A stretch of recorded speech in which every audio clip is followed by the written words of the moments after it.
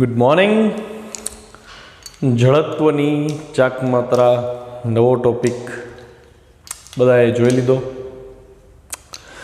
હવે આપણે ફરીથી તમામ રાશિઓને સરખાવીએ અને આઈ થિંક હવે તમારે એક ટેબલ બનાવી લેવું જોઈએ રેખીય ગતિ અને ચાક ગતિનું, અને જે રાશિઓને પરસ્પર સંબંધ છે, સમતુલ્ય રાશિઓ છે, એનું એક લિસ્ટ તમે તૈયાર કરો, જેથી કરીને ભવિષ્યમાં એકની બદલે બીજાની કિંમત મૂકવાની થાય તો તમે કરી શકો.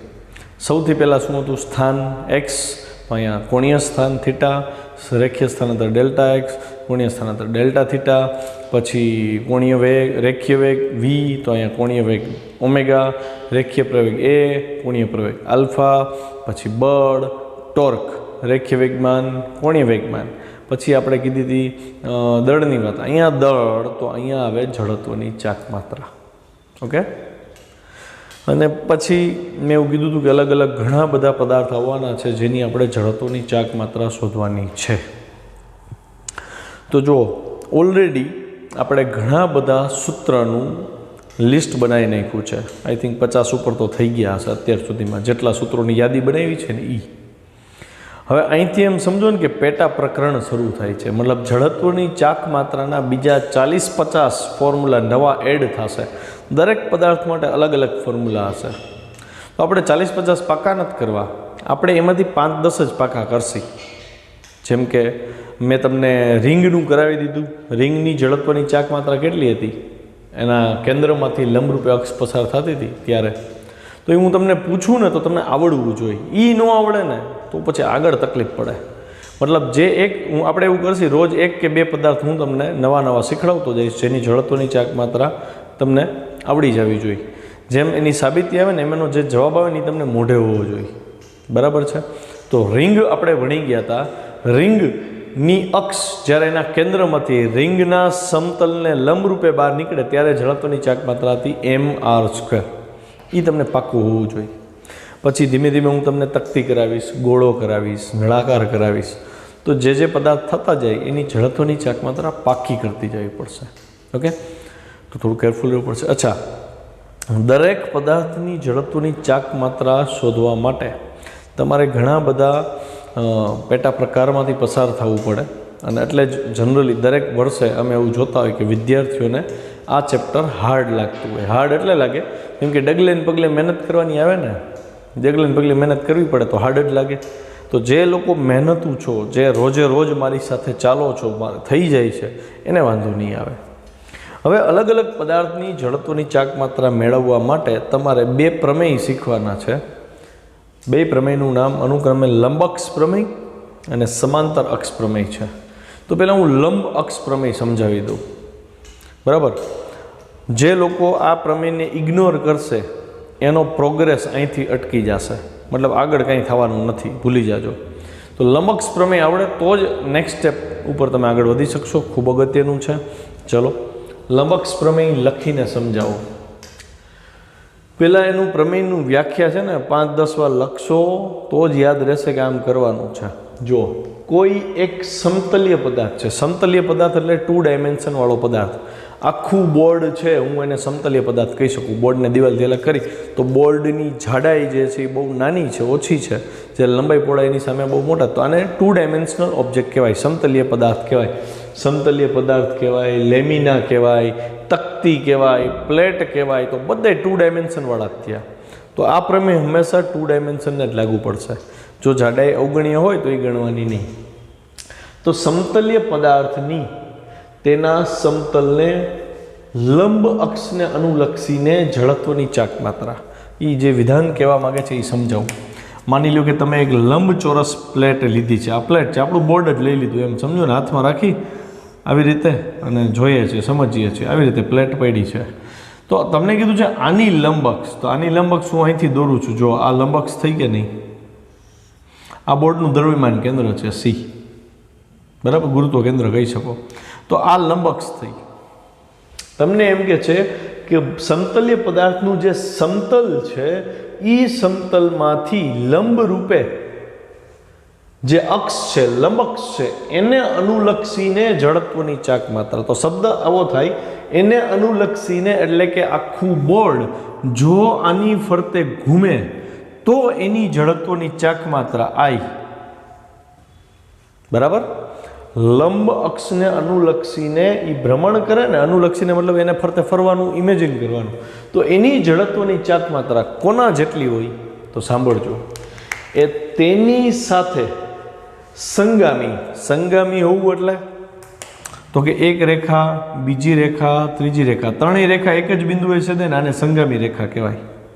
તો તમને કીધું છે તેની સાથે એટલે આ અક્ષ સાથે સંગામી હોય અને લેમિના એટલે કે તકતી એટલે કે પ્લેટ એટલે કે આ પદાર્થ એના સમતલમાં જ આવેલી હોય. તો આની સાથે સંગામી હોવી જોઈએ અને આ બોર્ડના સમતલમાં જ હોવું જોઈએ, મતલબ બોર્ડમાંથી પસાર થવું જોઈએ. તો હું એ અક્ષ દોરું છું, જોજો ધ્યાનથી, આ અક્ષ મેં દોરી, જો આને છેદે છે બોર્ડના સમતલમાં જ છે ને, જો મેં નથી આમ દોરી, બોર્ડને સમતલમાં જ દોરી. અચ્છા, એવી એક નહીં, એવી બે લંબ અક્ષ કીધી છે. બે લંબ અક્ષ એટલે બીજી અક્ષ એવી દોરવાની જે આ બ્લુ અક્ષ છે એને લંબ થવી જોઈએ. એટલે હું બીજી અક્ષ દોરું છું. આ જો આ જે ખૂણો છે આ 90 ડિગ્રીનો ખૂણો થવો જોઈએ. અને બીજી વસ્તુ, આ બે અક્ષ પાછી આને લંબ થવી જોઈએ. તો આને હું ઝેડ કહી દઉં, આને હું એક્સ અક્ષ કહી દઉં, આને હું વાય અક્ષ કહી દઉં. આ તો XYZ સિસ્ટમ થઈ ગઈ ને, કાર્ટેશિયન પદ્ધતિ આવી ગઈ. મતલબ કે તમને જે પ્લેટ કીધી છે એ પ્લેટને લંબ અક્ષને અનુલક્ષીને ચાક માત્રા ઝેડ અક્ષ કીધું, તો આ ચાક માત્રાને IZ કીધી. તો હવે પ્લેટમાં આવેલી બે લંબ અક્ષો, તો પ્લેટના જ સમતલમાં બે લંબ અક્ષ X અને Y છે, એને અનુલક્ષીને જડત્વની ચાક માત્રા, માની લો કે પ્લેટ છે એ આમ ફરવાને બદલે આની ફરતે ઘૂમે તો જડત્વની ચાક માત્રા બદલી જાય ને. અક્ષને 90 ડિગ્રી રોટેટ કરીને નમન બદલું તો જડત્વની ચાક માત્રા બદલે. તો વાય અક્ષને અનુલક્ષીને જો આખી પ્લેટ ભ્રમણ કરતી હોત તો એની જડત્વની ચાક માત્રા કેટલી થાત? IY થાત. એક્સને અનુલક્ષીને જો ભ્રમણ કરાવત, પછી આમ કરાવું કે આમ કરાવું, એનાથી ચાક માત્રાને કંઈ ફરક ન પડે. તો આવી રીતે હું ભ્રમણ કરાવ જો આ અક્ષને અનુલક્ષીને, તો એની ચાક માત્રા IX થાત. તો લંબ અક્ષ પ્રમેય એમ કે છે કે સમતલને લંબ અક્ષ જે છે એની ચાક માત્રા સમતલમાં આવેલી બે અક્ષની ચાક માત્રાના સરવાળા જેટલી હોય. આ એક સમીકરણ, આખું વિધાન છે. ફરીથી સમજજો, કોઈ એક સમતલીય પદાર્થની તેના સમતલને લંબ અક્ષ, તો આ સમતલીય પદાર્થ છે એની લંબ અક્ષ મેં IZ લીધી છે, એને અનુલક્ષીને ચાક માત્રા એટલે IZ જ થઈને Z અક્ષને અનુલક્ષીને ચાક માત્રા એ તેની સાથે સંગામી એટલે કે ત્રણેય રેખાઓ એકબીજાને છેદવી જોઈએ, સંગામી થઈ. લેમિનાના સમતલમાં સ્થિત હોવી જોઈએ, તો આ લેમિનાનું સમતલ છે, તો X અક્ષ અને Y અક્ષ લેમિના ઉપર જ થયા અને બે લંબ હોવી જોઈએ, છે બે એકબીજાને લંબ. એને અનુલક્ષીને પદાર્થની જડત્વની ચાક માત્રાના સરવાળા જેટલી હોય, એટલે કે બે લંબ અક્ષ હતી X અને Y, એની જડત્વની ચાક માત્રા એટલે IX અને IY એના સરવાળા જેટલી હોય છે. સમજ પડી? પહેલાં થિયરી જોઈ લઈ, મેં પ્રેક્ટિકલી તો સમજાવી દીધું, થિયરી જોઈ પછી આનું એક ઉદાહરણ આપીશ તમને, એટલે તમે વધારે સારી રીતે સમજી શકો. આકૃતિમાં એક સમતલ્ય પદાર્થ ખૂબ ઓછી જાડાઈવાળો દર્શાવેલ છે. જુઓ ધ્યાનથી, આ એક પદાર્થ છે, 3 ડાયમેન્શન ઇમેજિન કરો, આ જાડાઈ છે અને બહુ ઓછી જાડાઈ છે, એટલે આ 2 ડાયમેન્શન થયું. મેં આ જે પદાર્થ છે એના દ્રવ્યમાન કેન્દ્રમાંથી એક લંબ અક્ષ દોરી છે. જો એ લંબ અક્ષ અહીંથી બહાર નીકળે છે, બેક સાઈડ ઇમેજિન કર્યું હોય ને, અહીંથી નીચેથી આ Z અક્ષ જ છે. Z અક્ષને અનુલક્ષીને ચાક માત્રા જોઈ છીએ આપણે, IZ જોઈ છે, IZ. હું લંબ અક્ષ પ્રમેયનો ઉપયોગ કરીને ગોતવાનો છું. જો આ પદાર્થ પર O બિંદુ ઉગમ બિંદુ છે અને આપણે O કહી દઈ. 3 પરસ્પર લંબ મેં લઈ લીધી, X, Y ને Z છે. લંબ અક્ષ પ્રમેય પ્રમાણે આપેલ સપાટીને લંબ અક્ષ Z છે. તો આ પ્રમેયની વ્યાખ્યા યાદ રહીએ ને તો જ બધું યાદ રહીએ કે ભાઈ આપેલ સપાટી છે એમાંથી લંબ રૂપે બહાર નીકળે છે Z અક્ષ. એ Z ને અનુલક્ષીને પ્લેટની ચાક માત્રા એટલે IZ થાય. Z ને અનુલક્ષીને પ્લેટની ચાક માત્રા એ X અને Y ને અનુલક્ષીને મળતી જડત્વની ચાક માત્રાના સરવાળા જેટલી થાય. એટલે આ સમીકરણ મળ્યું IZ બરાબર IX પ્લસ IY.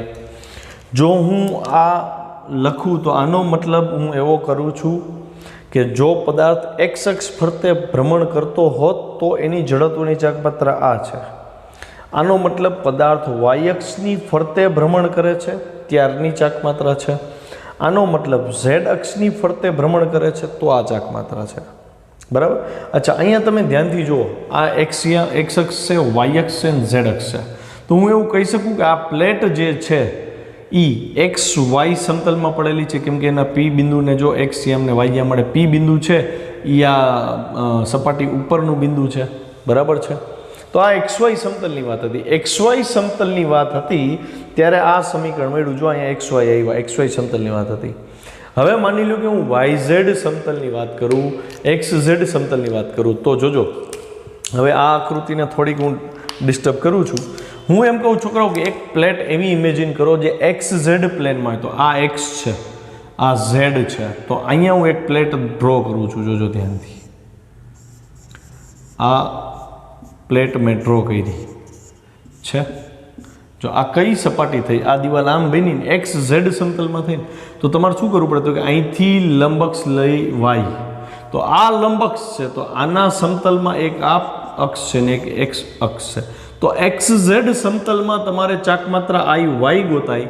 તો આઈ વાય બરાબર શું થાય? તો કે આઈ એક્સ વત્તા આઈ ઝેડ, કેમ કે આ બે આ જ સમતલમાં છે. જો ધ્યાનથી, એક્સ ઝેડ સમતલ હોય તો આઈ વાય બરાબર I Z plus I x થાય. અચ્છા, પછી સમતલ કીધું ઝેડ વાય. તો ઝેડ વાય સમતલ કયું થાય જોવો જોઈએ. હવે હું એને બ્લુ લાઇનથી ડ્રો કરું. ઝેડ અહીંયા છે, વાય અહીંયા છે, તો ઝેડ વાય સમતલ આ થયું. તો હું એક બોર્ડ અહીંયા ઇમેજિન કરું આવું. તો આને લંબ અક્ષ કઈ હોય? એક્સ અક્ષ હોય ને, એ જો અહીં ડ્રો કરી એક્સ અક્ષ. તો હું અહીંથી ડ્રો કરી શકું ને, આ એક્સ અક્ષ છે, પછી અહીંયા વાય અક્ષ થાય, અહીંયા ઝેડ અક્ષ થાય. તો ધ્યાનથી જુઓ, આ એક્સ, આ વાય અને આ ઝેડ છે. તો વાય અને ઝેડ આ જ સમતલમાં આવ્યા ને, તો આની ચાકમાત્રા બરાબર આની ચાકમાત્રા, આ બેનો સરવાળો બરાબર આની ચાકમાત્રા. જો આઈ એક્સ બરાબર આઈ વાય વત્તા આઈ ઝેડ. આ પ્રમેય માત્ર સમતલ્ય પદાર્થને જ લાગુ પડે, 3D હોય એને લાગુ ન પડે. અચ્છા, આનું એક ઉદાહરણ આપણે કરીએ જેથી કરીને તમને ખબર પડે કે લંબઅક્ષ પ્રમેયનો ઉપયોગ કેટલો બધો થવાનો છે આગળ જતા. ચલો, આર ત્રિજ્યા હોય એમ દળની રિંગ હોય તો એના દ્રવ્યમાન કેન્દ્રમાંથી પસાર થતી જે ભ્રમણાક્ષ છે એને અનુલક્ષીને જડત્વની ચાકમાત્રા આપણે તારવી લીધી છે. આઈ બરાબર એમ આર સ્ક્વેર મોઢે હોવી જોઈએ. આવો ડાયાગ્રામ હતો. આ રિંગ છે, આપણે કીધું હતું કે આની ત્રિજ્યા આર છે, આવું કીધું હતું ને. તો ત્રિજ્યા આર છે, તો એવું કીધું હતું કે આના દરેક ટુકડા સમાન અંતરે જ છે, આર અંતરે. એટલે દરેક ટુકડાનો વેગ સમાન થાય. વેગ સમાન થાય એટલે વી બરાબર આર ઓમેગા હતું. તો ગતિ ઉર્જા 1/2 mv સ્ક્વેર થાય. વી બરાબર આર મૂકો તો 1/2 m r square omega square થાય. પછી ચાક ગતિ ઉર્જા લીધી હતી આપણે 1/2 આઈ ઓમેગા સ્ક્વેર. આઈને ને એમ આર સ્ક્વેર સરખાવતા મળ્યા હતા આપણને. એટલે કે પાતળી રિંગ માટે ઝડપથી ચાકમાત્રા ખબર છે.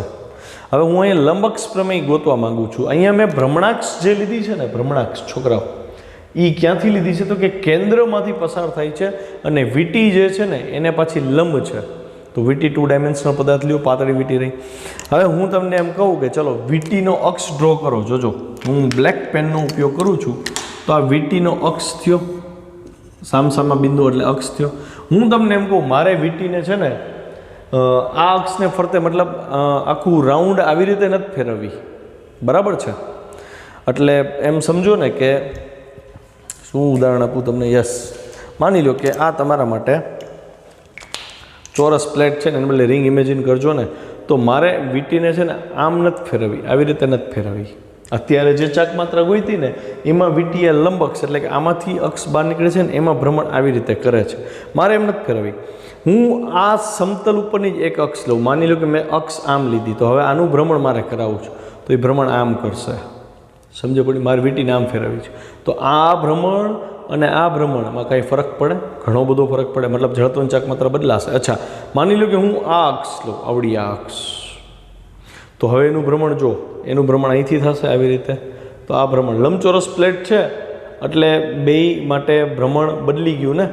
આ ભ્રમણ અલગ થયું, પછી આ ભ્રમણ અલગ થયું, પછી આ ભ્રમણ અલગ થયું.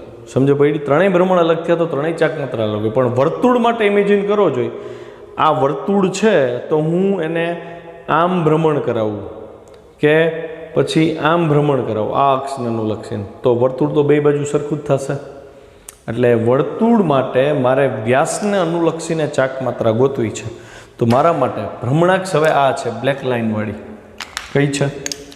બ્લેક લાઇનવાળી છે ને લાઇન, એ આપણા માટે ભ્રમણાક્ષ છે. આને હું ઝેડ અક્ષ જ કહીશ. બરાબર છે? તો આ ઝેડ અક્ષ છે છોકરાઓ. તો વીટી કયા સમતલમાં પડી હોય? ઝેડ અક્ષથી વીટીને લંબ છે, તો વીટી XY સમતલમાં હોય તો હું વીટીનો બીજો વ્યાસ દોરું છું. જોજો, આ બીજો વ્યાસ દોર્યો. એમાંથી જે પસાર થતી અક્ષ છે એ આપણા માટે, આને હું વાય કહી દઉં તો આને એક્સ અક્ષ કહી શકાય. જોવો જોઈએ, સેમ ડાયાગ્રામ આવી ગયો ને. અહીંયા દેખાતું નથી કા? રિવર્સ કરીને જોવું હોય તો જોઈ શકો. આ મને થોડુંક દેખાય, આ એક્સ છે, આ વાય છે અને આ ઝેડ છે. જો એવું બની ગયું. અહીંયા આ એક્સ જ હતો ને, એક્સ એક્સ ડેશ, આ વાય, આ ઝેડ. તમને પરીક્ષામાં એવું પૂછી શકે કે વાયને અનુલક્ષીને ભ્રમણ કરાવો છો તો આઈ વાય બરાબર કેટલું, આવું પૂછે પરીક્ષામાં. તો અહીંયા તમને લંબઅક્ષ કામ આવે. વીટી કયા સમતલમાં છે પહેલાં એ નક્કી કરો. તો હું અહીં લખીશ, અહીં વીટી વાય XY સમતલમાં છે. કયા સમતલમાં? XY સમતલમાં છે. અચ્છા, તમને કેન્દ્રમાંથી પસાર થતી અક્ષને અનુલક્ષીને ચાક માત્ર તો ખબર છે, આઈ બરાબર એમ સ્ક્વેર. ઈ અક્ષને ઝેડ નામ આપ્યું તો આ તમારા માટે આઈ ઝેડ થઈ ગયો ને. મતલબ આઈ ઝેડ તમને ખબર છે. બરાબર. હવે હું અહીંયા આવું લખી શકું ને કે આથી તમે જુઓ, ઝેડ અક્ષ, એક્સ અક્ષ અને વાય અક્ષ ત્રણેય સંગામી છે, ત્રણેય પરસ્પર લંબ છે. તો અહીંયા જે શરત ભણ્યા કે સંગામી હોવી જોઈએ અને એ લંબે હોવી જોઈએ, એ પ્રમાણે કરી તો એક્સની ચાક માત્રા અને વાયને અનુલક્ષીને ચાક માત્રા, એ બેનો સરવાળો આઈ ઝેડ જેટલો થાય ને. આથી લંબક્ષ પ્રમેય પરથી હું આવું લખીશ, આઈ ઝેડ બરાબર I x plus I y થાય. અચ્છા, અહીંયા બીજી એક વસ્તુની નોંધ કરી. હું એક્સ ઉપરનો ડાયામીટર લઉં, અહીંથી આ ડાયામીટર લઉં, કે હું વાય ઉપરનો ડાયામીટર લઉં. રિંગ માટે ડાયામીટર તો સરખો જ રહેશે ને. બરાબર? મતલબ રિંગ ગોળ છે, બધી બાજુથી સરખી છે, તો આઈ એક્સ અને આઈ વાય પણ સરખા થશે ને. અહીં રિંગનો એક્સ તથા વાય અક્ષનો વ્યાસ સમાન છે, માટે આઈ એક્સ બરાબર શું થાય? આઈ વાય થાય. બે સરખા થઈ ગયા. તો હું આવું લખી શકું ને, માટે આઈ ઝેડ બરાબર આઈ એક્સ પ્લસ આઈ વાયની બદલે પાછું આઈ એક્સ લખી નાખીશ. થાય. આઈ ઝેડની કિંમત તો તમે જાણો છો કેટલી છે, તો કે MR સ્ક્વેર અને આઈ એક્સ પ્લસ આઈ એક્સ એટલે 2IX.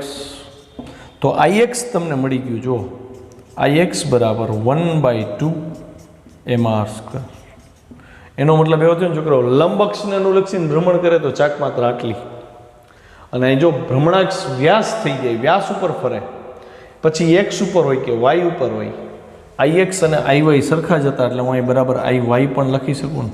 તો આ જે થયું એ નવી ચાક માત્રા થઈ જે તકતીના વ્યાસને અનુલક્ષીને છે.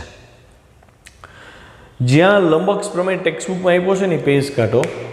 લંબઅક્ષ પ્રમેયની ઉપર એક કોષ્ટક આપ્યું છે. જો 5 કે 6 રાશિઓ આપ્યું, મોટું બધું કોષ્ટક છે. એમાં પહેલું જ જે હેડિંગ છે ને એ રિંગનું લંબઅક્ષને અનુલક્ષીને ચાક માત્રા MR સ્ક્વેર છે ને એવું આપ્યું છે.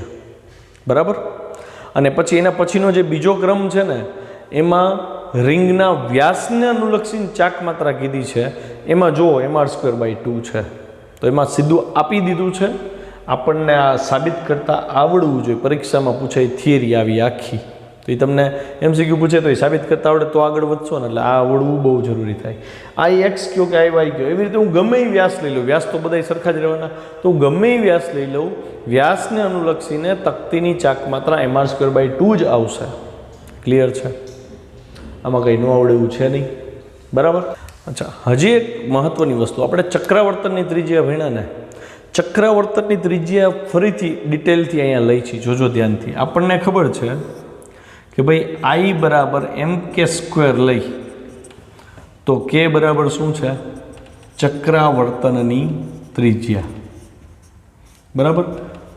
તો હું આ કિસ્સામાં મતલબ રિંગને લંબ અક્ષને અનુલક્ષીને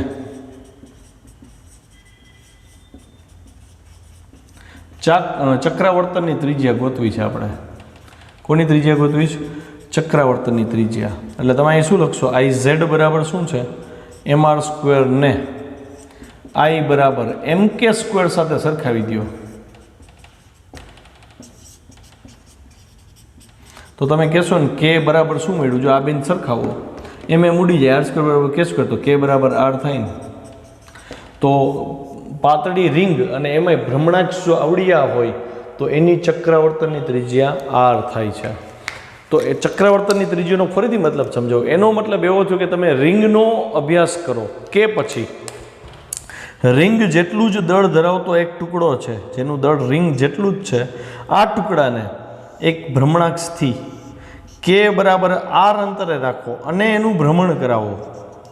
તો આનું જે ચાક માત્રા છે એ ચાક માત્રા અને રિંગની જે ચાક માત્રા છે એ ચાક માત્રા બે સરખી થાય. આ ચક્રાવર્તનની ત્રિજ્યાનો મતલબ થયો. હવે બીજો મુદ્દો લઉં કે ભાઈ રિંગના વ્યાસને અનુલક્ષીને જે ચાક માત્રા છે એની ચક્રાવર્તનની ત્રિજ્યા ગોતી.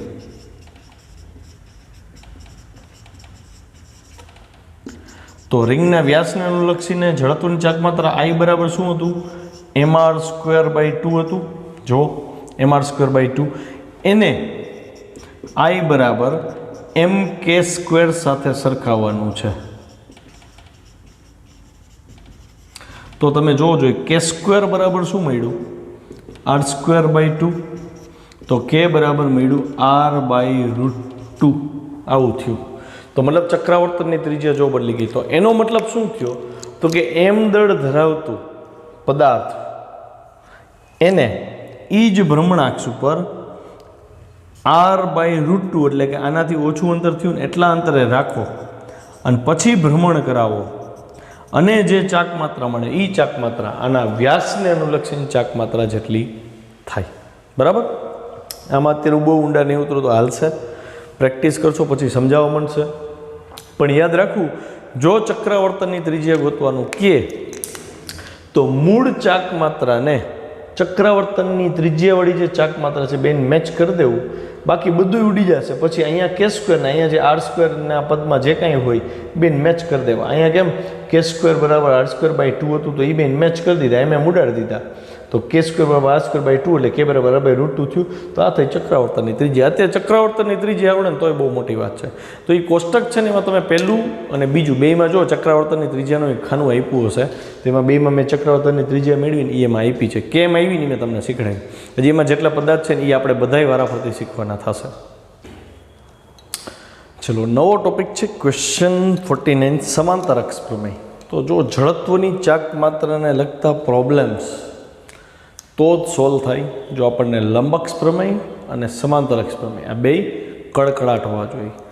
મારું કહેવું એટલું છે કે કદાચ વ્યાખ્યા પાકી ન થાય ને તો છેલ્લે સમીકરણો તો યાદ હોવા જ જોઈએ અને વ્યાખ્યા શું કહેવા માંગે ને એ ખબર હોવી જોઈએ. બાકી જડત્વની ચાક માત્રા ભૂત થઈ જાય.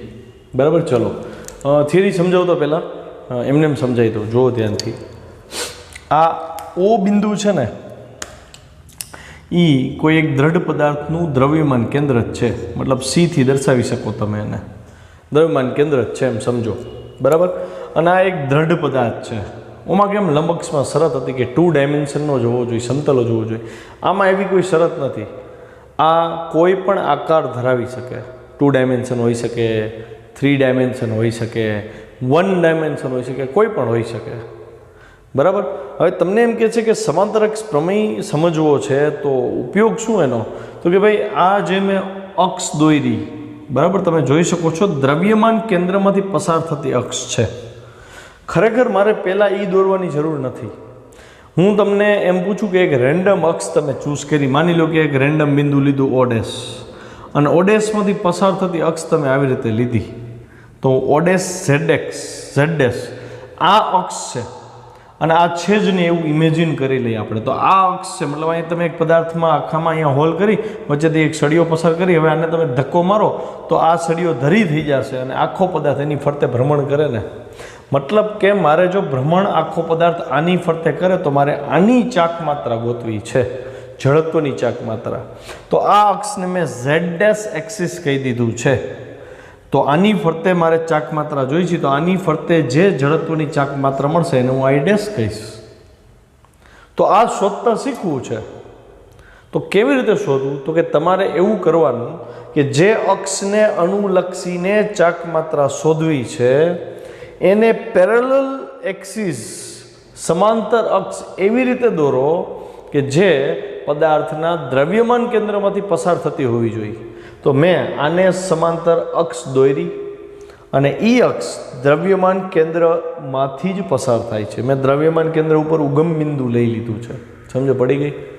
સમાંતર અક્ષ પ્રમેય યુઝ જ એવી રીતે કરવાનો કે જે અક્ષને ફરતે ઝડત્વની ચાક માત્રા શોધવી હોય ઈ અક્ષને સમાંતર અક્ષ દ્રવ્યમાન કેન્દ્રમાંથી પસાર થતી હોય ને એમ દોડ લખવાની. એટલે સમાંતર અક્ષ થઈ ગઈ, એટલે નામ સમાંતર અક્ષ પ્રમેય આપ્યું છે. તો હવે તો કે આટલું કર્યા પછી શું? તો કે હવે દ્રવ્યમાન કેન્દ્ર છે ને, હવે એવું ઇમેજિન કરો કે આ અક્ષ નથી, પદાર્થ આની ફરતે ભ્રમણ કરતો હોત જો, તો આની ચાક માત્રા પાછી અલગ હોત. તો ઈ ચાક માત્રાને હું કહી દઉં છું આઈ સી. સી એટલે સેન્ટર ઓફ માસ, ઓ પણ કહી શકો, સી પણ કહી શકો. તો એનો મતલબ એવો થયો કે જ્યારે આ અક્ષ નહોતી તો દ્રવ્યમાન કેન્દ્રવાળી જે અક્ષ છે એમાંથી પદાર્થ અગર ભ્રમણ કરે તો એની ચાક માત્રા કેટલી છે? તો કે આઈસી છે. ઓકે, એ તમને ગોતી દીધી હોય તો આપી દીધી હોય તો ગોતતા શીખડાવી દઈશું. તો આઈસી તમને ખબર છે બરાબર કે ભાઈ દ્રવ્યમાન કેન્દ્રમાંથી પસાર થતી જે અક્ષ છે એની ઝડપની ચાક માત્રા આઈસી છે. હવે મારો સવાલ કે તો તમારે આઈડેસ ગોતવાની છે. આઈડેસ કેટલી થશે? એટલે હું લખીશ ભાઈ આઈડેસને આની સાથે સંબંધ છે.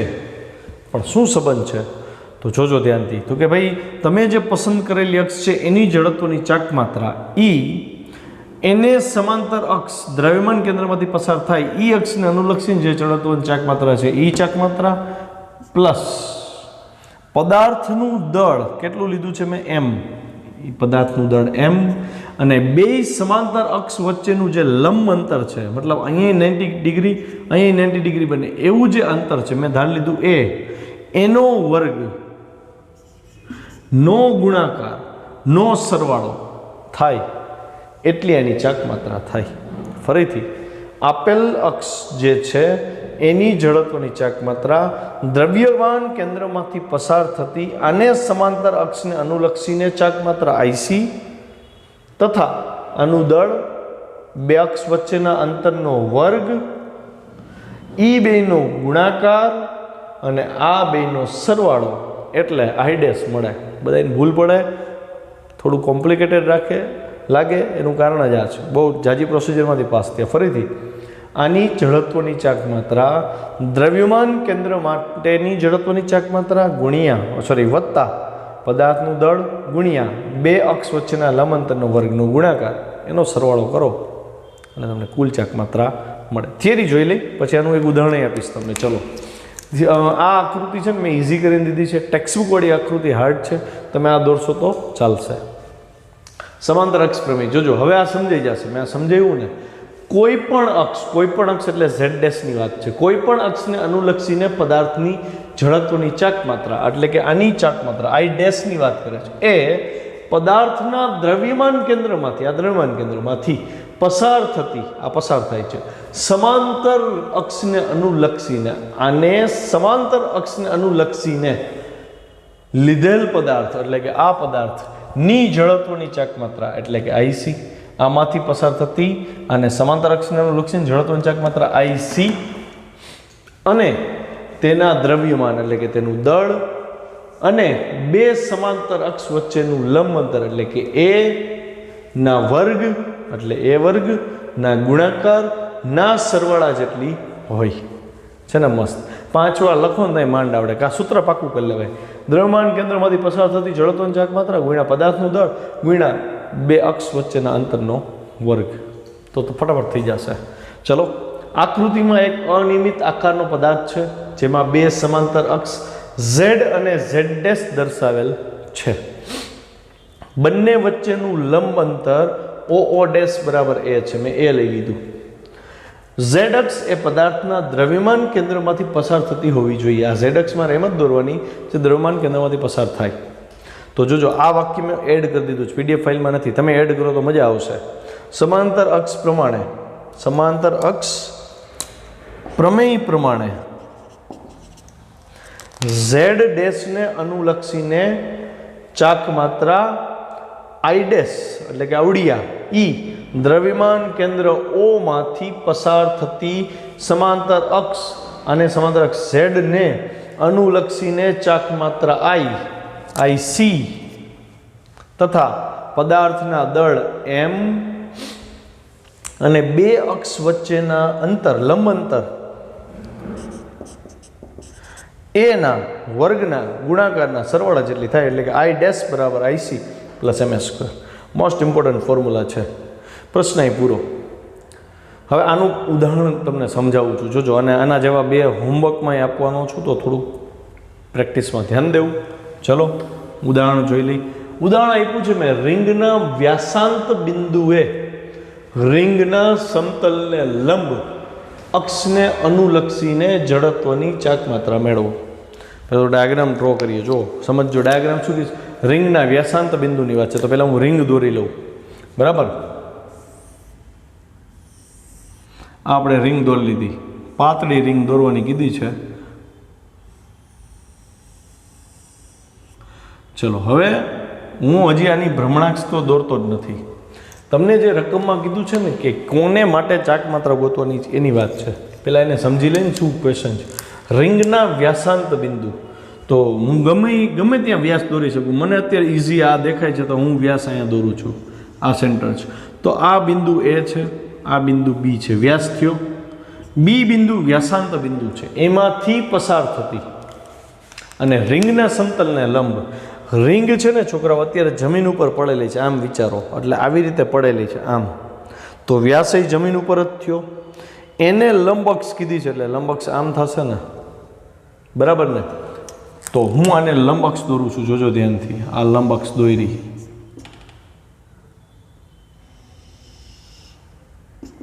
આને અનુલક્ષીને ચાક માત્રા ગોતવાની છે, I ડેશ ગોતવાનું છે તમારે. આવો ક્વેશ્ચન છે. રકમ વાંચો ફરીથી. રિંગના વ્યાસાંત બિંદુએ રિંગના સમતલ છે એને લંબ, એટલે કે રિંગની ત્રિજ્યા અને આવડા જે છે એ બે વચ્ચેનો ખૂણો 90 છે અને એની જડત્વની ચાક માત્રા શોધવાની છે. તો રિંગનું ભ્રમણ ઇમેજિન તો કરો કેવું થાય. માની લો કે આ વર્તુળાકાર રિંગ છે છોકરાઓ, બરાબર. તો અહીંથી આખો આ વ્યાસ થયો, એ વ્યાસ એનો અંત્ય બિંદુ આ છે. તો તમારે એને રિંગનું જે સમતલ હતું આખું, આ જે કવર જે સમતલમાં રહેલું, એને લંબ અક્ષ લેવાની છે. આ તમારી ભ્રમણાક્ષ છે. તો રિંગનું ભ્રમણ આમ થશે, આવી રીતે. ભ્રમણાક્ષ બદલી ગઈ, ભ્રમણ બદલી ગયું, તો ચાક માત્રા એ બદલી જાય ને, બરાબર છે. તો હવે હું અહીંયા કયો અક્ષ યુઝ કરું? અહીંયા કીધું છે મને. અહીંયા જો મને આની ફરતે કીધું હોત ને તો મને ખબર છે લંબ અક્ષ પ્રમેય આવત, વ્યાસને અનુલક્ષીને. આગલા ટોપિકમાં જોયું, પણ આપણને વ્યાસને અનુલક્ષી નથી આપ્યું. આપણને તો વ્યાસાંત બિંદુએ રિંગને લંબ અક્ષ આપી છે, એને અનુલક્ષીને કીધું. તો કોઈ પણ અક્ષને અનુલક્ષીને ચાક માત્રા જોતી હોય તો અહીંયા વિધાન શું છે કે જે અક્ષને અનુલક્ષીને ચાક માત્રા જોતી હોય ને, તમારે દ્રવ્યમાન કેન્દ્રમાંથી પસાર થતી સમાંતર અક્ષ દોરી નાખવાની. તો દ્રવ્યમાન કેન્દ્ર રિંગનું કયું છે? આ છે. તો કે ઓકે, હાલો, આ દ્રવ્યમાન કેન્દ્ર છે, હું એને C થી દર્શાવી દઉં. તો આને સમાંતર રેખા C માંથી પસાર કરીએ આપણે, તો આવું થાય.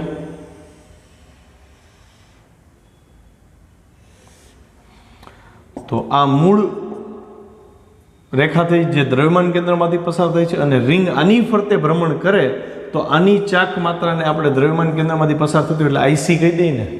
હા કે ના?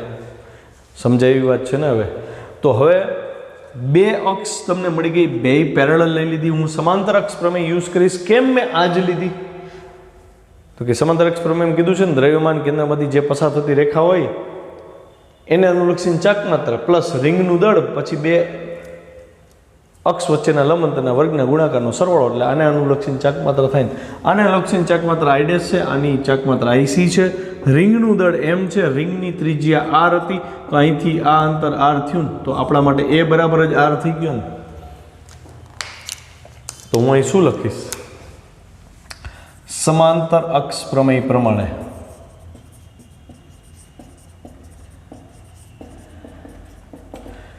વ્યાસ એ બીના વ્યાસાંત બિંદુ બી માંથી પસાર થતી અને રિંગને લંબ અક્ષ ને અનુલક્ષીને એટલે કે એની ફરતે જો રિંગનું ભ્રમણ થાય તો જડત્વની ચાક માત્રા આઈ ડેશ બરાબર શું થાય IC પ્લસ MA² થાય. અચ્છા, IC તો મેં તમને ભણાવી દીધું. સૌથી પહેલાં રિંગની જડત્વની ચાક માત્રા એના કેન્દ્રમાંથી રિંગને લંબ અક્ષમાંથી પસાર થતી જડત્વની ચાક માત્રા કેટલી હતી અક્ષને અનુલક્ષીને? તો કે MR². આ યાદ છે ને, રિંગ માટે હતી MR². ક્લિયર? અચ્છા, પ્લસ આ M અને એ કેટલો છે આપણને? R. તો કે અહીંયા શું આવ્યું? R². તો જવાબ શું આવ્યો? 2MR². આ તમારો જવાબ થયો કે જો તમે આની ફરતે ભ્રમણ કરાવો તો તમારો જવાબ શું આવ્યો? 2MR² આવ્યો. અચ્છા, તો આવું કર્યા પછી ચક્રાવર્તનની ત્રિજ્યા ભેગી કરી જ નાખવાની. જો ચક્રાવર્તનની ત્રિજ્યા તો શું કરવાનું? તો કે ભાઈ I બરાબર આને કીધી સમીકરણ 1. સમીકરણ 1 ને I બરાબર MK² સાથે સરખાવો તો શું થાય? જો MM ઉડી ગયા તો K² બરાબર શું આવ્યું? તો કે 2R². તો K બરાબર શું આવ્યું? તો કે √2R. જો આવું ભ્રમણ થાય તો √2R થાય. હવે આ પાછું ઓલા કોષ્ટકમાં નથી આપ્યું પણ પૂછી શકે પરીક્ષામાં. કેમ? તો કે તમને એટલે સમાંતર અક્ષ પ્રમેય શીખવાડી દીધું ને એટલે. અચ્છા, હવે મારો જે સવાલ છે એ સાંભળજો. હું એમ કહું કે ભાઈ મેં B બિંદુને બદલે મેં ભ્રમણાક્ષ છે ને એ માની લો કે એ લીધી છે. અહીંયા આ ભ્રમણાક્ષ લીધી છે તો આની ફરતે જડત્વની ચાક માત્રાનું I' કહી દો તો શું I' ને I' સરખા થશે? ઓફકોર્સ સરખા થશે ને. કેમ? તો કે અહીંથી આ અંતર યાર જ છે.